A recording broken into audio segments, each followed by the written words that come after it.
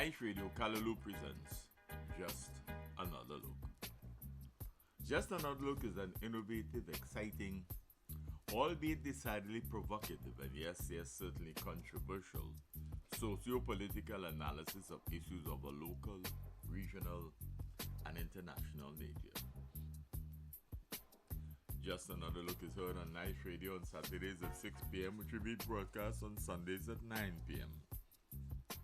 You can catch us on the World Wide Web, www.niceradio.info, but you can also check us out on Facebook and YouTube.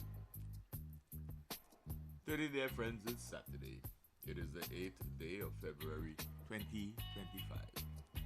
Welcome to another edition of your favorite program, Just Another Look.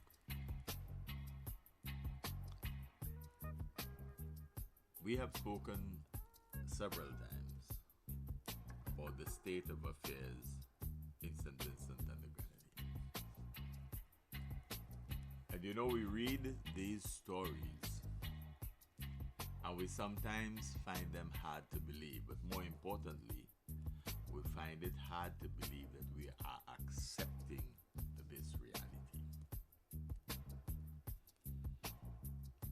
We have complained on this program that while the government boasts about what it is doing and boasts of its 2025 budget being a budget for security, you're bothered by what definition is being used. What definition of security? Security of whom? For whom? And by whom? So you have a headlines on Eyewitness News dated 7 February 2025. It was posted at 9:20 p.m. And the headline, Dog Attacking GHS Students. And there's a video that accompanies it. Dog attacking girls' high school students at the Arnorsville campus. It is remarkable that we have girls' high school having been relocated for repairs to their original institution. Several years now. Remember, grammar school and high school went there first. Although at the time the government, would seem not to remember that now, had indicated that of the three institutions, perhaps the worst at the time was the Thomas Saunders Secondary School, because that was the old Richmond Hill Government Primary School. But for some strange reason, Thomas Saunders was informed after they had packed everything that they were not going to be moved in the first year. Instead, grammar school and the girls' high school were sent out to Arnorsville in plywood institutions in conditions that are not to this day considered ideal. The grammar school was sent back to their original institution even before the repairs there were completed. In fact, the students were back in school after 1 year being out at Arnorsville, while repairs were still being done on the original school. This is one of our premier educational institutions, and that is the treatment that was meted out to the students. Indeed, there was an expansion behind the lab close to the old people's home that was supposed to have been constructed that has not yet been constructed. Some of the fencing were being put in place while school had resumed the following year. while the students were attending classes. That's how much of an education revolution we have, you know. So the duty of care that one would have expected from the Ministry of Education and the ministry responsible for the works being done on the institution was less than what we could consider satisfactory. So they were rushed back into their school. Meanwhile, high school went on for another year, while the Thomas Saunders was then moved along there. Thomas Saunders Secondary. High school is still there. More than 4 years and counting. They're still down at the tarmac in less than ideal conditions. One can understand that the principals and staff of that institution have over the years tried to cope to facilitate the students and their educational development. There's an increase in activity at the institution. And while that is all good and well, the fact of the matter is they are still in less than ideal conditions. How many times have we heard over the last 4 years, for example, of flea infestation in both the Thomas Saunders Secondary and the Girls High School? How many times over the last few years have we done that? And so you get time off, loss of instructional time, while they spray and allow some measure of control over the flea infestation. But it is still less than ideal. The public is not really given any explanation as to why over a 4-year period, the Girls High School, the original institution, has still not met satisfactory repairs enough for the students to be returned to that institution. It's never ideally located anyway. But there's no public explanation. But we keep talking of an education revolution. The Thomas Saunders Secondary School, the original building in town, which once housed the Richmond Hill Government Primary, work has not yet begun on that. What were we told when people asked about it after 1 year had passed and we were still out there 2 years? Why work has not yet been started on the original institution?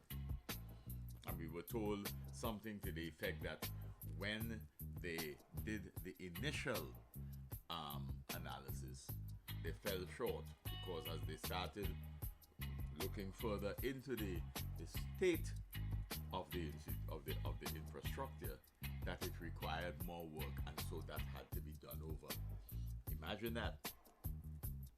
You make an assessment of a school, and then when you are supposed to have started the work on repairing the institution, you then say that that has to be done over because it was in a worse state than they thought it was. Well, how could they have thought it was? The whole idea of determining that you should move the people and you were going to evaluate the institution, one would have imagined that there was enough competence to facilitate a comprehensive analysis of the scope of work. Clearly, that was not the case. But in the meantime, years are going by, and the students, teachers, and principals have to continue to accept the less than ideal conditions on the Arnos Vale tarmac, while nothing is actually being done at the original institution in Kingstown. One would have imagined too that they knew when they created that institution into a secondary school that the concreted portion closer to the Peace Memorial Hall was woefully inadequate, and that the rest of the institution had major structural problems. But this is an education revolution. And one expects that a revolution is to facilitate radical change.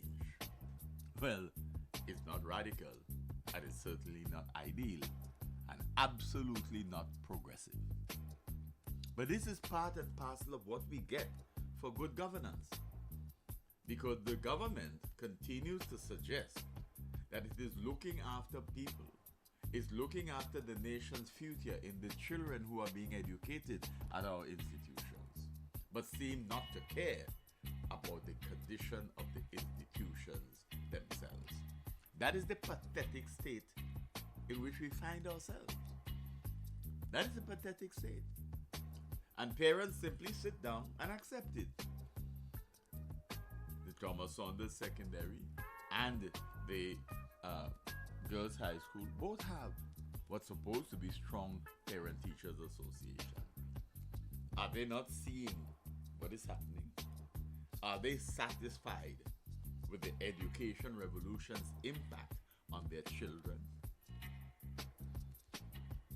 So when it's not a flea infestation on the tarmac, it is now a question of dogs attacking students. That is where we've reached, that you go to school at a secondary institution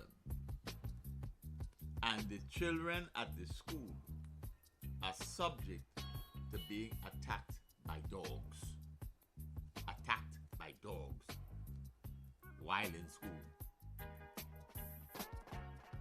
So the Eyewitness News article says, and we quote, "A dog has bitten at least 10 students, one teacher, and a parent at the girls' high school located at one of the 2 temporary campuses that the government opened in Arnottsville in 2021.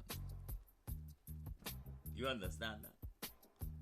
A dog has bitten at least 10 students, one teacher, and a parent.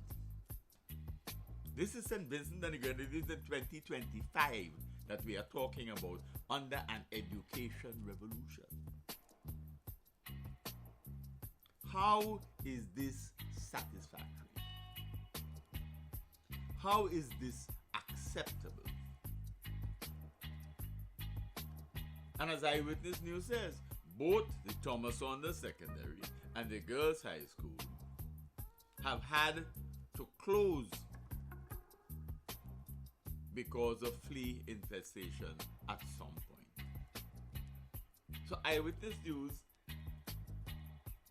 put in place a video for people to see for themselves what is happening at the girls' high school. 10 students, one teacher, one parent. How many more?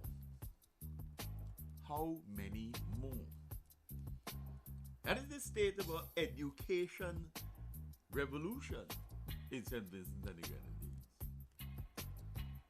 That we cannot even guarantee the safety of our children at our educational institutions. They go to school to be educated, not to be bitten by dogs. But this is progress. This is the security that the 2025 budget is supposed to address. Or is it? Are we only thinking security in terms of criminal activity on the part of individuals engaged in violence, etc., etc.? Is that all that we are concerned about? Or are we concerned about our children? Because of course you could get rabies and other things from dog bites. Yeah. So it is just a reflection of the sad state of affairs under what appears to be a tired administration led by a very tired leader. That is the state of St. Vincent and the Grenadines. So what do we do in these circumstances? What sort of explanation are we going to get? Because all we've been getting over the last few weeks is explanation for this and explanation for that. Because there's a belief that if the Prime Minister goes on there often enough, he and he alone, just by being there and talking and talking and talking and talking, that he'll convince the nation that he deserves yet another term. Clearly, he's tired. Clearly, the one-manist approach does not allow for easy resolutions to these types of issues. That is the critical point. That your child leaves home, or a teacher leaves home, or a parent comes to pick up her child or what have you, and ends up being confronted by a dog that has no qualms about biting them in our nation's premier educational institution, in one of them. So much for security. But more importantly, is the need for an indication as to when the girls' high school, the original infrastructure in Kingstown, will be so repaired or refurbished as to allow for a return to their schools there. The problem is that we've said time and again. The Prime Minister said it himself when he was talking about funding for the international airport and wasn't really able to say to the opposition in Parliament at the time exactly how much funding and what were the different sources. He said, we take a little bit from here and we put it over there. We take a little bit from over there and we put it over there. Well, we took a whole school from Kingstown and we put it out Annesville. And for several years, we can't seem to be able to bring them back. They were supposed to be temporary. We take the Thomas Saunders and we do the same thing. And they're not sure when they're going to come back because their institution has not yet been finished. The worker hasn't even started on it. But elections are coming. And it is important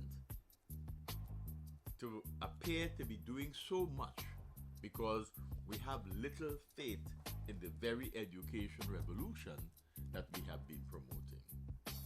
So we don't really believe that people have developed academically and intellectually.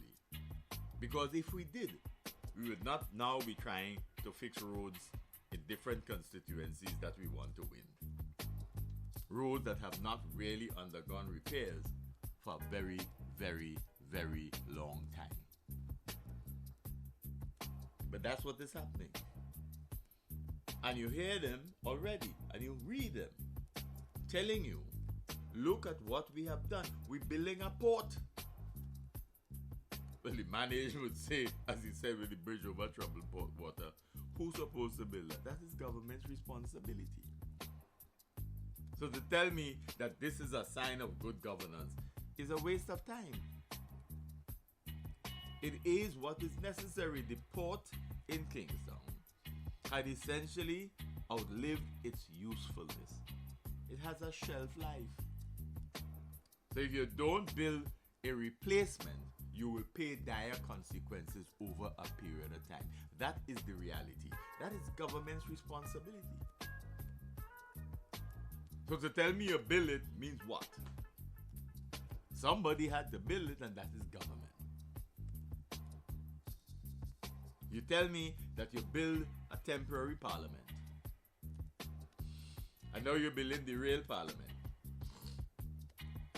And you're building the Hall of Justice or a new court. Yeah. But in the meantime, Marcus de Freitas, whose land, property in Kingstown you bought or supposed to buy, and the court ruled several years ago on what you have to pay him for his land according to the court's assessment. But Marcus has to wait until you find it appropriate to pay. How is that possible? How is that fair? How is that good governance? You can't, on the one hand, be quoting scripture as though you're a preacher and suggesting how people should live and how we should be together, how we should be one nation. And that is how you treat a former member of government. That is not how you should treat anybody, let alone somebody who had given service in the government of this country. That is a lack of respect for a former parliamentarian. You would not like to have that done to you or any of your own party members. Why then do it to somebody whose party is now in opposition but who was a former minister of government? Why do we do that? We take the property. We don't pay immediately. We stretch out the payment, knowing that yourself as leader of this country and a man of the law, a lawyer of several decades, and you cannot find it within your heart, within your Christian spirit, to be fair to Marcus de Freitas. Marcus de Freitas is also a Christian. He's a Catholic. As Prime Minister, you have said that you are also a Catholic. And you quote scripture as often as is possible. But we know in the Bible it says even the devil quotes scripture. And you wonder about that. Because you ought not to be attempting, on the one hand, to suggest the importance of Christian values in the way in which we live, and not be concerned about the application or lack thereof of Christian values in terms of how we govern a country. We cannot be treating our own people like that and then be calling them when it suits you to talk about is us. It's all of us. When disaster strikes, it's all of us. Suddenly, it's all of us. When your own words, time for together now, in 2001, people thought that that was the beginning of a revolution in terms of governance in St. Vincent and the Grenadines, only to find that the same tribalistic politics has been visited upon this country over and over and over again. What are we doing? This is the future, and we're telling these children, if you get all these subjects, we'll give you $500 when you go to community college, and blah, blah, blah, blah, blah. But you could stay at girls' high school and get bitten by a dog. A dog. In the educational institution. In the compound of the educational institution. What is this? What is this?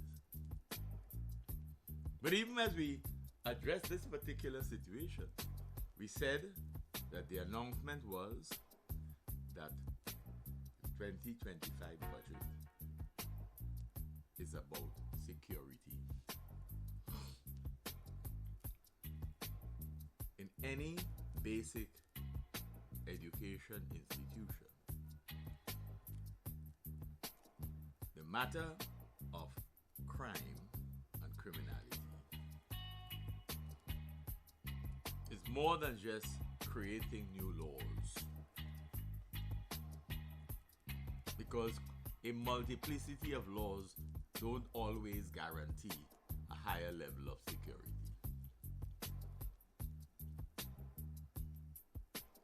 And equally, building bigger prisons does not in and of itself guarantee security.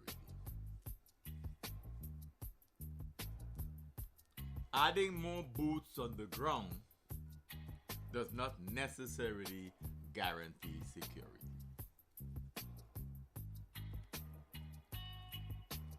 And working only at the level of police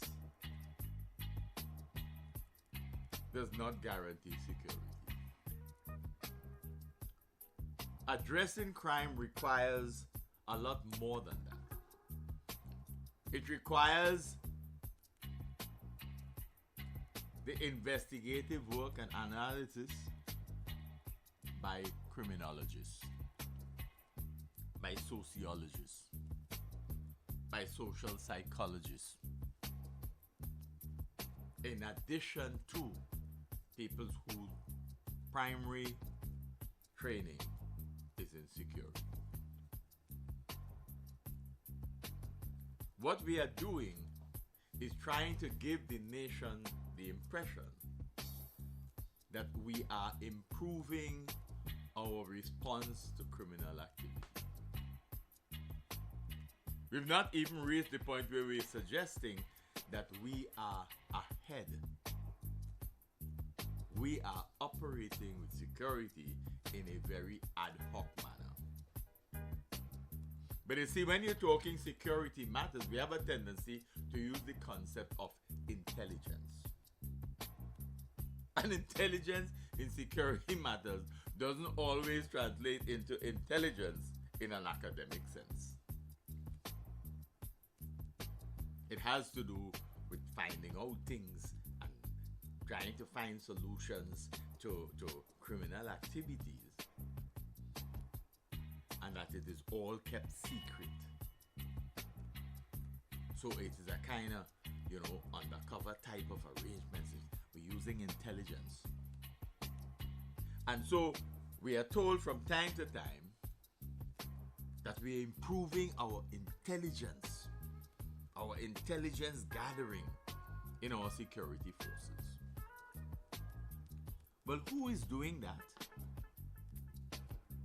Because if on the one hand the minister responsible for national security, who is the prime minister of the country, one and the same individual, is saying that he can't tell you about some of the things that they're putting in place because, that is high level intelligence. You're not supposed to know that. You will see it when you see it. But same numbers of people dying as a result of criminal activity, violence, as we have in 2023 and 2024. So what it is that you're doing with quote-unquote intelligence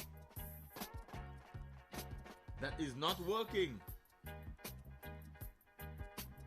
We're trying to make it sound as though security intelligence is so intense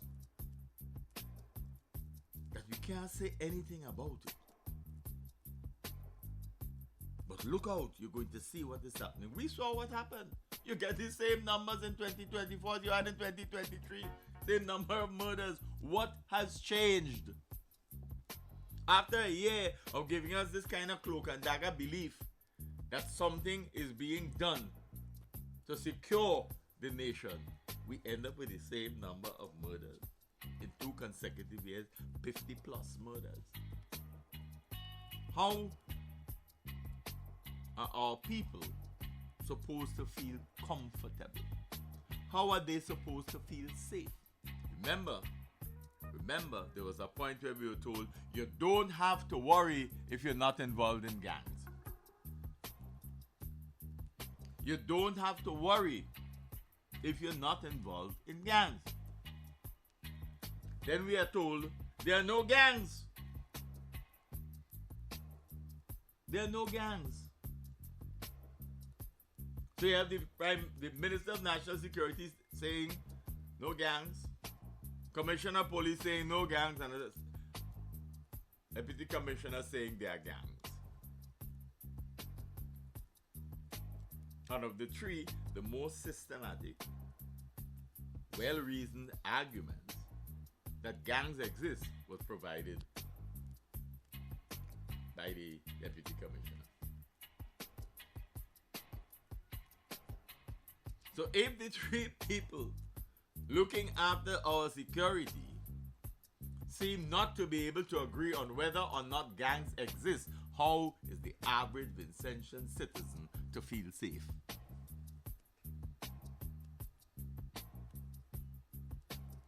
Imagine that 3 o'clock an afternoon, 3 o'clock an afternoon on Thursday, a student gets grazed by a bullet as one individual was giving chase to another, whom he eventually killed in what is described as a hail of bullets. A hail of bullets. And one student waiting with his peers for transportation to go home from school gets grazed by a bullet. That could easily have been several students shot.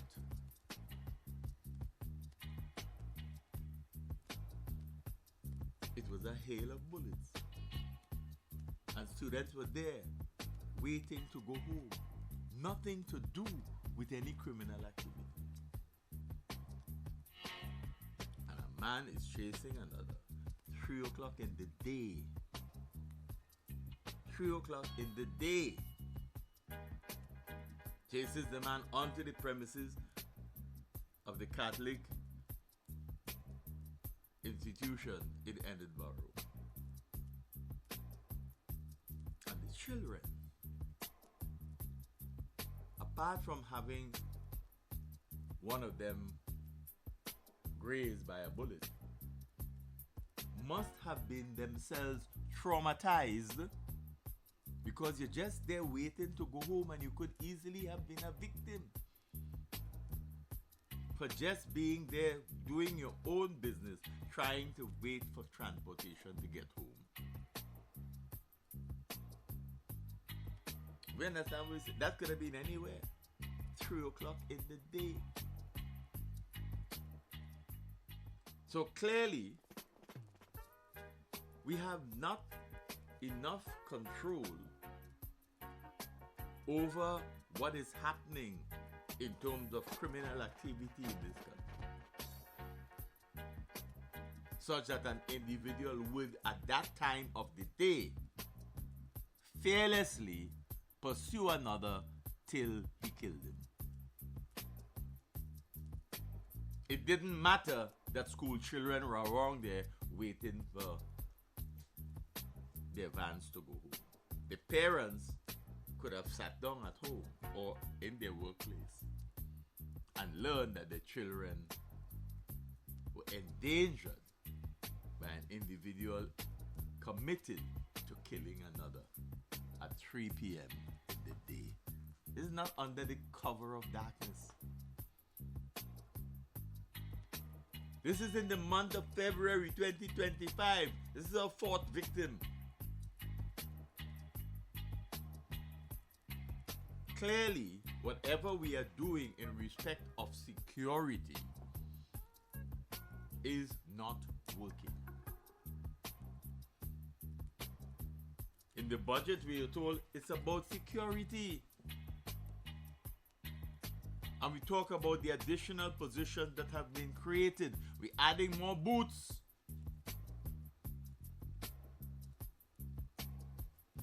But if we are not addressing cause as to how our society has gotten to this point, we will miss the boat.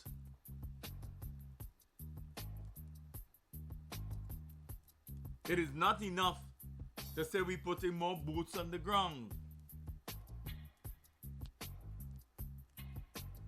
It has to do with our social environment.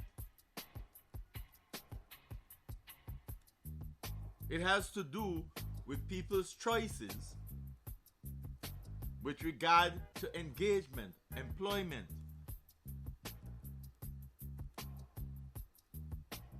While we can anxiously say we're We ought not to be saying that unemployment and poverty has anything to do with crime. It has everything to do with crime. There are other factors. Nobody is saying those are the only things. But they exacerbate the situation. When people grow up in a society where they have been promised that they are on the cusp of economic takeoff but can't get jobs, they're not given second chances, they then make their own choices. It's not necessarily a pleasant choice to have to be in a form of engagement that leads to death of others. But it's a choice that increasingly people are taking because of their desire for a livelihood.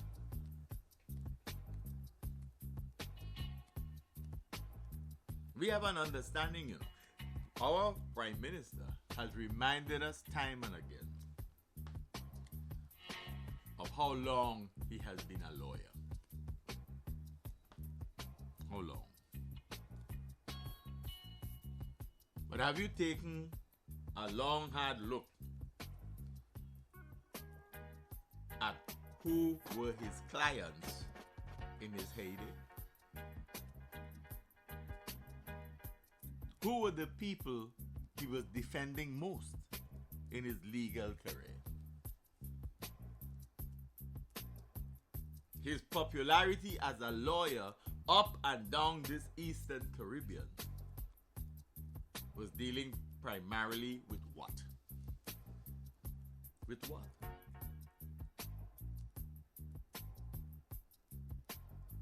So there was a time when one would have heard it said that, oh, the lawyer, and therefore he understands the criminal mind. Well, that has not worked for him as Minister of National Security.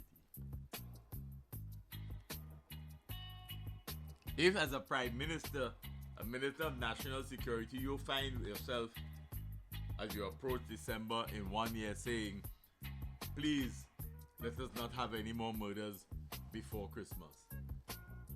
As though that is supposed to be a palliative. The criminal is supposed to feel, we should stop because you want to have a good Christmas. That is what we have been doing, The problem for us as a society is that we are so anxious to allow ourselves to be politically tribalistic that we're not paying enough attention to what the politicians are saying or not saying, what they're implying or not implying, and what they're actually doing to help make Vincentian society a better one. A society cannot be built on promises. It has to be built on systematic discussion of the causes of the issues impacting our country. And to engage the members of a society in understanding that they are stakeholders, not mere recipients of your political garbage. But we believe that the more you talk at them, and the more you offer them trinkets, the more they are likely to vote for you, because we believe in the system of patronage. The Life to Live program is a system of patronage, particularly when it is known that several people get assistance from every one of the Life to Live programs that was executed. You hear people calling and talking about individuals who kept getting lumber, steel, galvanized, and cement. Each time a new set of materials brought into the country. People call and talk about the disparity in the distribution system that does not in any way seem fair. When we talk of the amount of money spent, the quantity of materials brought in, and the distribution, but we don't actually say who get them. We don't publish a list of who were the beneficiaries. Any sort of largesse that we have, that we distribute through the patronage system, where we want people to be ever reliant on us and believe that they should vote for us because we give them something. We don't get the list of who the beneficiaries are. We are afraid to do that. We are afraid to do that. We're afraid to look at root cause. A bag of birth certificates flows down into tongue and out to sea. Not one piece is recovered. We say it went out to sea too fast. Not one piece of paper was recovered. We have pictures of it floating down the river, South River Road. The police say they get the same report that Eyewitness News got. A bag of clearly identified as birth certificates floating downstream and out to sea. And then the police tell us it went out too far. We don't have any means of getting anything that goes out to sea. Or was there a lack of interest in going to find it? But we have not heard of any major investigative report on what happened there. So we have a budget for 2025 on security. They'll tell us that was in 2024. It does not matter to the people of a country if all you do is keep talking to us, barking at us, giving us your own intellectual interpretation of every single thing that has happened without any genuine investigation being done. So how then is the country supposed to feel secure? How then is anyone supposed to take seriously the comments being made that we're putting more boots on the ground, we're strengthening our laws, with this, with that? And essentially, what gets out in the public domain is a set of talk. Talk, explanation. And the faces become contorted as they tell you how much money is being spent. That's what they tell you. That's where you find yourself. That is what we have. That's the nature of our Vincentian society today, on the eve of yet another election.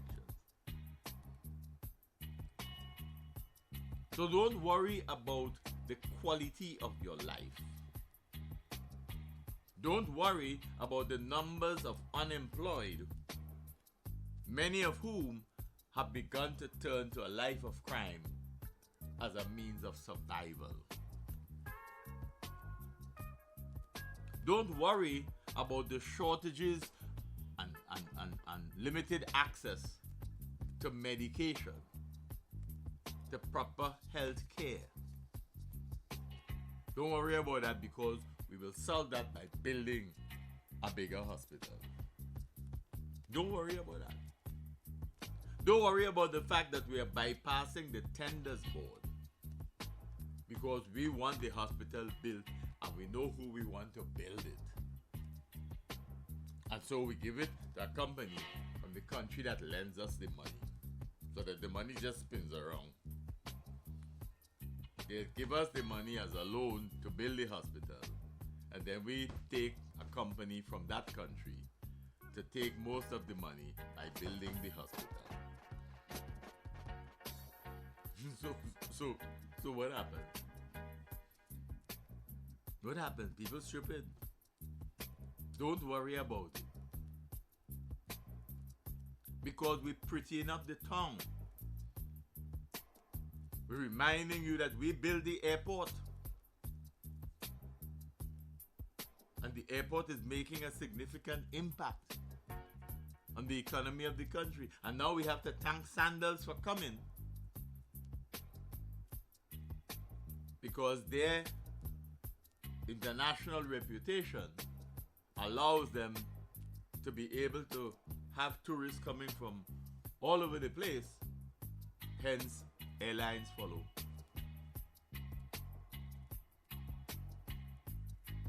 And we take credit for that. Now we forgot about the farmers we removed from the land. Remove farmers. We buy land from farmers. We give farmers what we said was fair compensation. And then we sell the land to Sandals. What's the difference in the price that you were paying farmers who were in that Penistone, Bukament area, as opposed to what you asked of Sandals for the same land that you took from the farmers? Who gets the benefit of the major compensation? Who gets the benefit? So everybody now forget that the farmers were there once. Where are they now? What are they doing? How many are still into farming? How many really have benefited from those transactions? If Marcus the Freighter's taken so long to get his money. So long. Remember, we had issues with land with the people at Argyle just as well. But as government, you have the power. And the law gives you access, legal access, to be able to claim property that you need for the advancement of our country. Look at North Leeward. The details of that contract with Renault. How many people are fully aware of the details of that contract? Transparency, accountability. Whether people like the project that was the Argyle International Airport or not, it did not matter, because as governance, as government, you ought to believe that there is a responsibility to inform the nation where you get the money from. Who gave you money and under what terms and conditions? So you preach transparency when it suits your pride and purposes. And on other occasions, you have nothing to say. And we consider that good governance. We consider it good governance. And we have minions who have gone to school, got themselves educated. But did they really? They got themselves certified.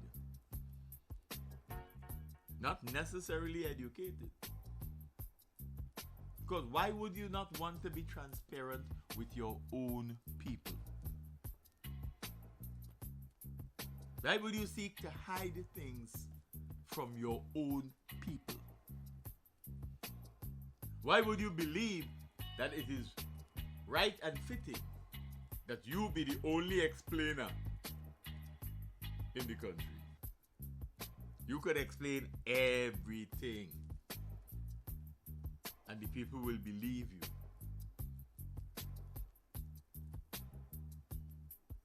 You must be Goebbels. You must think that the Goebbels philosophy is appropriate and acceptable in this day and age. What is pathetic is the number of Vincentians who simply shake their head and say that is politics. It means that we allow them to behave that way. We do not call them to account. Because we too believe that politics is every 5 years. We care little about what happens in between. And in some regards, people are so hand to mouth that they have no choice but to accept whatever is put under their door in order to get their votes, however close that may be to the election and however limited its usage may be. But it fills a hole. Poverty, from my vantage point, is a crime. Indigence is a crime. Because they are debilitating agents.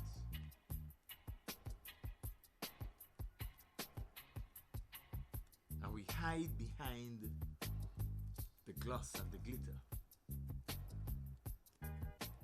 We hide behind the parties that we make of the rallies. And we talk at the people, we talk at them, we talk at them. We don't speak with them. And then we have the heart to say, I listen to my people. I represented my people. You know, you sit down and you listen to Montgomery doing his farewell address in Parliament and you say, shake your head and you say, yeah. Okay. Okay.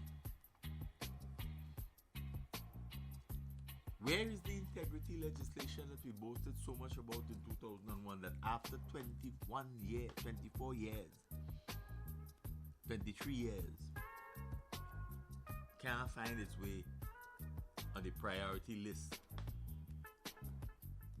of our country? And we want people to forget that. Just look at the things we are doing, man. But when they come to you to tell you that, ask them about the 10 students that get bitten by a dog at the girls' high school on the tarmac. Ask them about that. Ask them about the people who have to leave the hospital to go to find medication that should, properly speaking, have been available to them at the institution. When they come to tell you about the new building that they are building, the new hospital, ask them about the medication. Will we automatically get access to the medication we've not been able to provide on a consistent basis at the existing medical institutions? One of the most disturbing things is the capacity and ability of politicians to lie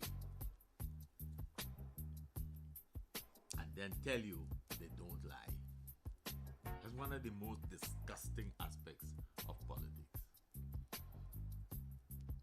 They commit to speaking the truth and lie through their teeth in order to stay in office. And then they give you pittance. And they understand only too well that the higher the levels of poverty, the more likely they are to be successful at the polls, because the people are so poor and indigent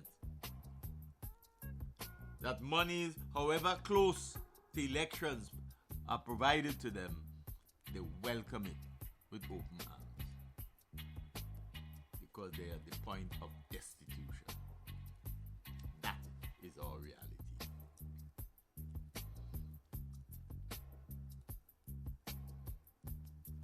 So shooting deaths have become part of Vincentian culture. At the time of day or night does not matter.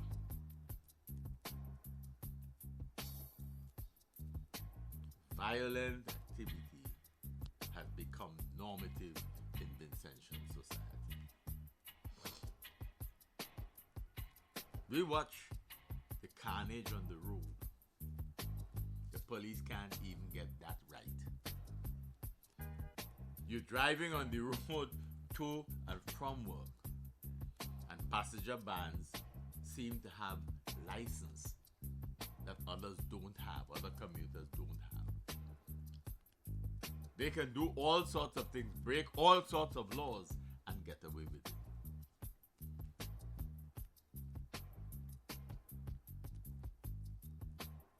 We have to pull our society together. We have to try to get our people to understand what it means to be a Vincentian citizen.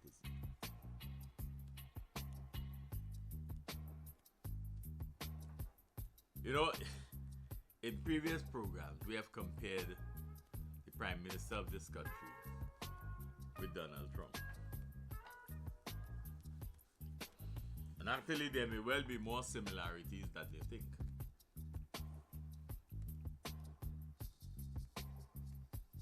But even before Trump won elections in 2016, people who followed his life, not his politics, his life, ought to have had a sense of foreboding. And then between 2016 and 2020, the world got an understanding of how much he's prepared to break ranks with the pre-existing social, political, and economic order.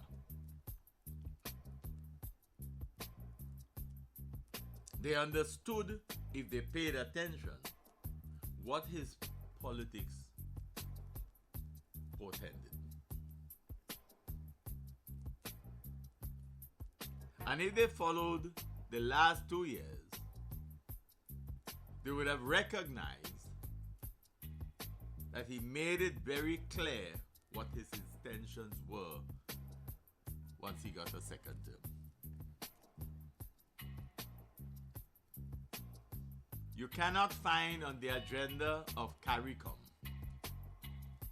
the meeting of the heads of government of the Caribbean. You cannot find on the agenda in the last 2 years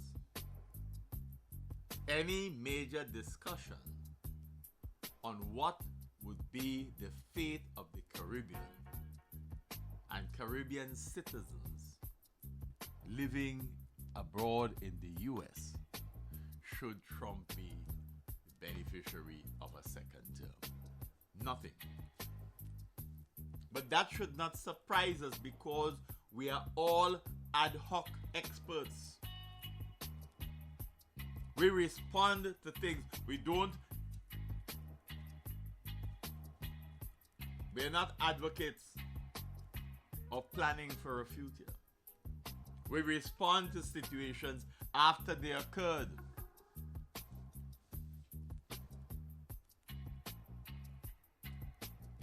So now, after the fact, after he has come into office, and the mass deportation has started, now is when the Caribbean heads of government going to talk about how to respond. Yeah? Remember, even before the elections, there were signals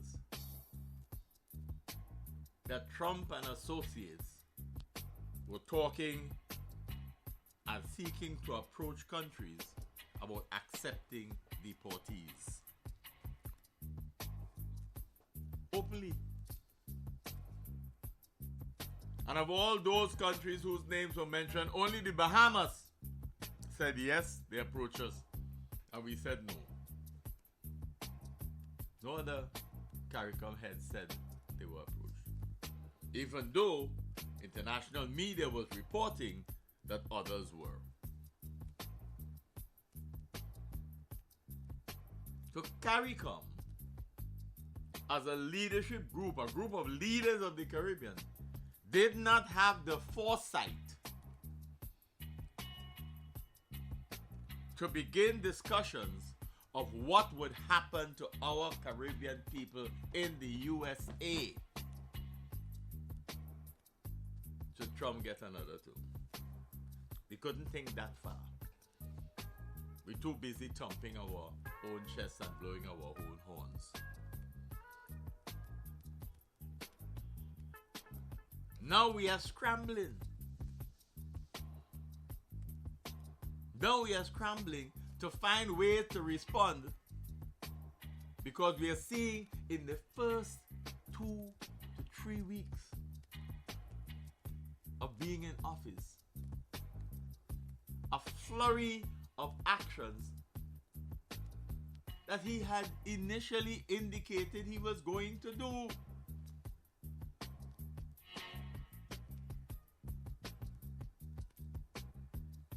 And what is new in it? Nothing. Nothing. Because if you understood his politics for the past several years, you'll recognize his intent. And now after the fact, you're scrambling because the next shipment might be people of our country. That might be the next shipment.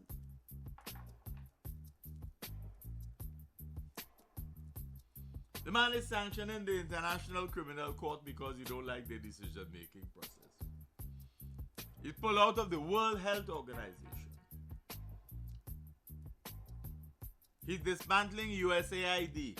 You know how many projects in St. Vincent and the Grenadines have received funding from USAID?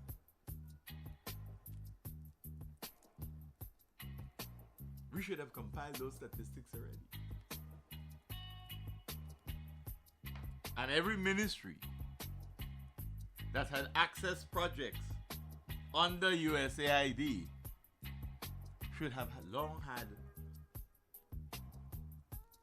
an analysis group, a working group, looking at how we respond to that. What does it mean when we lose all those benefits and all those projects? What does it mean for St. Vincent and the Grenadines? We now thinking about doing that. If they are talking about eliminating a Department of Education in the US, what would they not do next? The key word these days coming out of the US administration is tariffs. Tariffs. The latest political and economic tool in their arsenal, tariffs. Comply or be tariffed out of existence.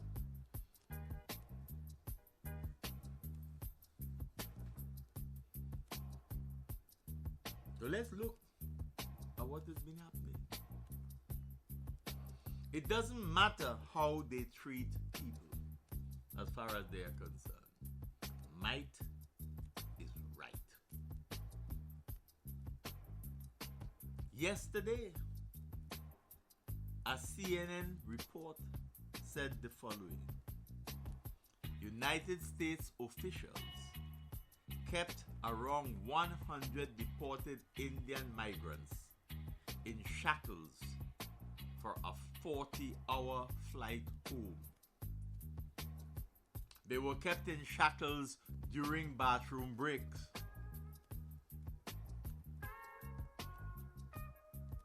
They were kept in shackles during bathroom breaks. They want to go to the washroom and they were not allowed to remove the chains.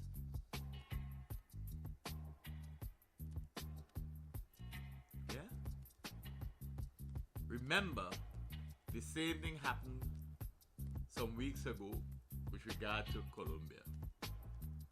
And there was a big hullabaloo. And then the US media boasted that Colombia eventually backed down. But all Colombia was saying, you don't take my people, put them on one of your planes, and send them home to me in trains. Let me bring home my people. Let me bring them home with some dignity. Let me bring them home with some dignity. Don't treat me like that. So, the problem is such that here one of the members said home, our hands were cuffed and ankles tied with chains before we took the flight. Yeah? We requested the military officials to take it off for us to eat, or take it off for us to go to the bathroom. The way they looked at us, I will never forget it. We went to the bathroom with the shackles on. And just before landing, they removed the shackles from the women. They moved the shackles from the women. But for the men, they were removed after they landed. And they were removed by local police officials, the Indian officials. That is the treatment that they're getting. One individual said they treated us like criminals. If we would try to stand because our legs were swelling due to the handcuffs and the shackles, they would yell at us to sit down. That's where we are today, dear friends. Our Caribbean people who are likely to be deported may well face the same fate. The land of milk and honey. This is the new dispensation. This is the new dispensation. Similarly, another report dated 7 February 2025.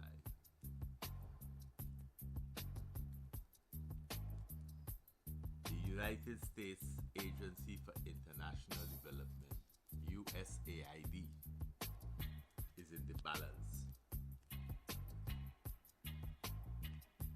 It says, quote, President Donald Trump is racing to shut it down, declaring it a waste of money and run by lunatics.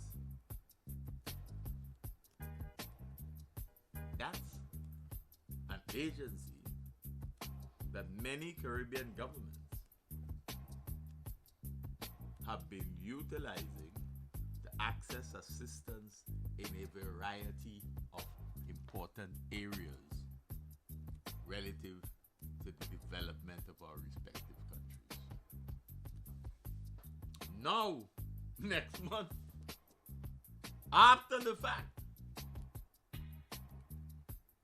the CARICOM heads, the ad hoc people, they are going to be talking about how to respond to the changes in the behavior of the U.S. administration.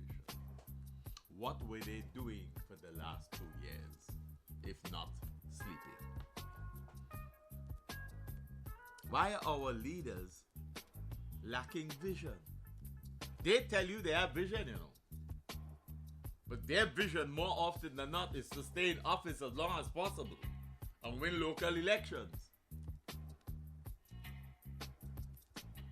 And then they come back and they tell you how well we are in the standing in the international community.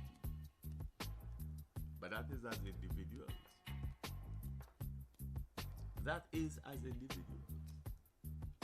We are watching the transformation of the United States, once held aloft as a bastion of peace. But there are others among us who remember the level of racism, the criminal laws, the brutality, the lynching, etc. that took place in that same society. The more recent past, the George Floyd and the others who ended up being ill-treated by the law. By the law. So are we not yet of an understanding that this is a new dispensation? And when things go awry, what are we going to do in terms of leadership in St. Vincent and the Grenadines? Then is when we're going to call and say, we need to treat this problem as one, because it impacts all of us. But if you sow the seeds of dissent in St. Vincent and the Grenadines, and you have been doing that for the last how many years? During every term of office, we have strengthened the level of political tribalism in this country. How do you then unify this country when the crisis hits? How do we achieve that? What it is we don't understand about the way countries are run. Countries involve people, human beings, flesh and blood, emotional beings. But if we sow the seeds of dissent at a political level, when we can get up and say that we should own the jobs too, as though only one grouping in the society is destined, manifest destiny, that they alone must be the beneficiaries of any largesse. How do you then get them together when crisis comes? That is why the current administration has no idea, and no understanding of the culture of the peoples of the Grenadines. Absolutely none. Because there's a tendency for them to see the Grenadines in raw political terms. And the people of the Grenadines, having understood year after year, election after election, what it means for them as a people, so often shabbily treated by administrations. Sit now and looking back on the last 5 terms. Look back on the last 25 years. How have they been able to survive? Now, suddenly, with the place destroyed, the government of the day is attempting to convince the people of the Grenadines that they're looking after their interests. One by one, they get up in Parliament during the budget and talk about their commitment to the Grenadines. And if you read between the lines, you cannot help but ponder, is this being seen as an opportunity to win votes by telling them how much we love them and how we build them back bigger and better? Did you ask the people of the Grenadines how they want to build that? Have you engaged the people of the Grenadines? That came in the usual ad hoc manner. Long after you have started what you thought was in their best interest, you call a meeting to talk to them. And then telling your government agents, you hear what the lay people are saying? You hear what they're saying? Let's respond to that. Let's respond to that. After the fact.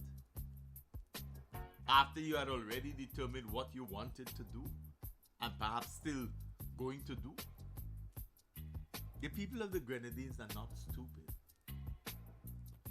They have an understanding of where they stand in Vincentian politics.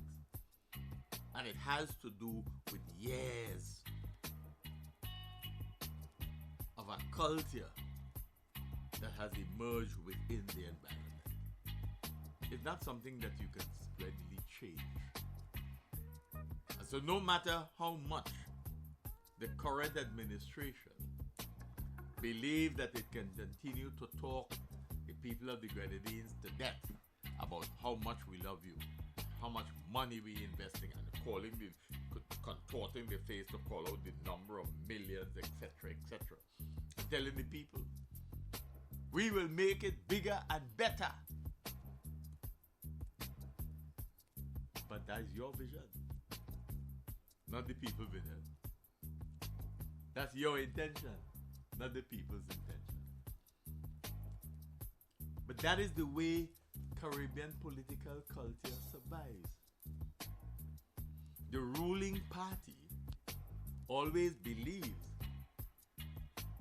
that it can tell the rest of the society how to live, how to think, how to vote. Because you know better than anybody else. And we live in a society where we have been told, I the man with the plan. One man. I the man with the plan. I the youngest head. But the young people are wrong, not in a position to say, not true, sir. Not true. We have younger heads. But they can't do that. They can't say, let us do something. The discourse that has taken place in Vincentian Society for a week or two about the work of the National Youth Council. Yeah, that was clarifying a few things. But at the end of the day, where is the National Youth Council today? Where was the succession plan? Where is it? Remember, in Vincentian Society, we have watched a group of businessmen facilitating the coming together of a 3% party with a 40-something percent party. And the 40-something percent party have to pull his tail between the legs because the 3% party was able to capture the leadership. Thanks to members of the business community. They changed the dynamics of Vincentian politics. Businessmen. They wanted things a particular way, and so they transformed the political landscape by bringing together two political parties. But it shows you the fickleness of Vincentian politics. That the party with bringing the largest membership to that union got completely overrun by a 3% party. Completely overrun. We're not taking the time to understand what has been happening. We're not taking the time to analyze how business and how businesses have been operating in the society. Recently, in the funeral service and all of the comments that were made during the following the death of Ken Bowie, everybody had good things to say. Everybody. And we know that historically it's been said, you don't say anything bad about the dead. But when Ken ran into trouble, how many reached out their hands? How many secretly, quietly, were glad to see what had become of him? How many Vincentians thought it necessary to work with him then? Rather than just glibly talk about the challenges that he faced to survive. But he did. So you could say all the good things you want to say about him. Visionary, this, that, and the other. But when the vision was fading, where were those who were talking all these good things? Were they hypocrites? They're just who they are. That is our society. That is where we are. We have an understanding of Vincentian society that does not allow us to always speak the truth.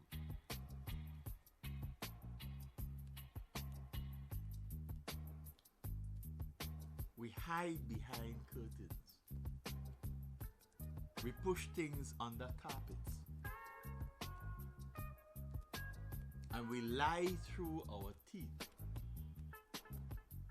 claiming that we're looking after the best interests of the society. But perhaps when people watch the video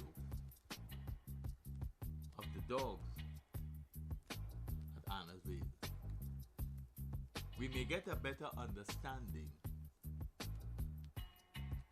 of what reality in our society is like. Dogs running riot at a time when we are talking about the security of our society. When we read again about the experiences of those students,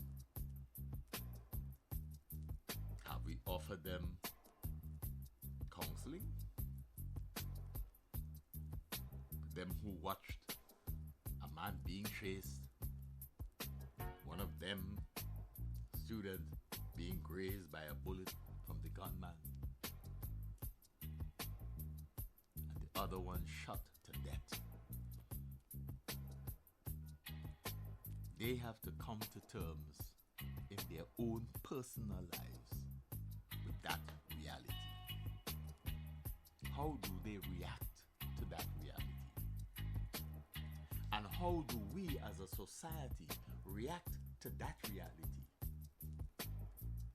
And how do we get successive generations of students, of children, the future of this country, to have an understanding that good governance has to do with openness, that good governance has to do with honesty, that good governance has to do with sharing and caring, and not necessarily having to boast that I give the people on poor relief some more money because the election coming. How do I claim that I am labor and yet not give vent to the celebration of our working people? How do I speak glibly about our Christian and religious foundation and then purport to virtually ignore the ruling of the court in respect of the monies owed to Marcus de Freitas? How do we marry these things? But they must concern us as a people in a society that calls itself Christian. How do we do that? The problem for us is that if we fail to do it, if we fail to come to terms with our reality, we are doomed as a society. But those who rule us, or those who lead us, choose to rule us, to characterize us, to label us lowest common denominator, minority wrong, dishonest and malignant, possessive of a sort of learned helplessness, all ways of calumniating our own people. If we fail to understand what is being done to us, we'll never be able to stand on our feet and justly make a firm commitment to developing our society in spite of that. We are better than that. Enough said. You've been listening to another edition of Nice Radio's Callaloo presentation, Just Another Look.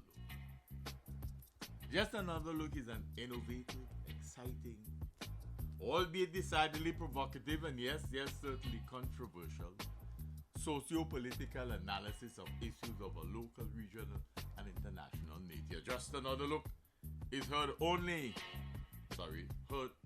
Radio, because we are also on Facebook and YouTube.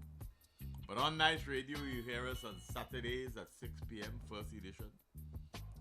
And then you get a repeat on Sundays at 9 p.m. Catch us on the World Wide Web, www.niceradio.info. Remember again, we are on Facebook and YouTube. I am, of course, Keith